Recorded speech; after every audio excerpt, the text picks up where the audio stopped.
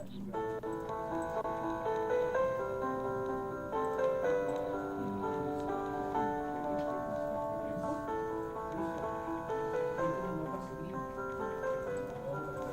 Snowy Hydro 2.0 is the biggest battery ever built in Australia. It will make renewables reliable. Hydro is quite a simple process. It runs water from high ground to low ground. So you've got dams in the higher parts of the mountains. They run through massive tunnels. When they fall, in some cases, over 500 metres down, and big turbines which generate power. I always love the industrial beauty of these places. It's just wonderful. It's never lost on you just how great and unique this experience is to come down into an underground power station and be part of it. The sun doesn't shine all the time, the wind doesn't blow all the time.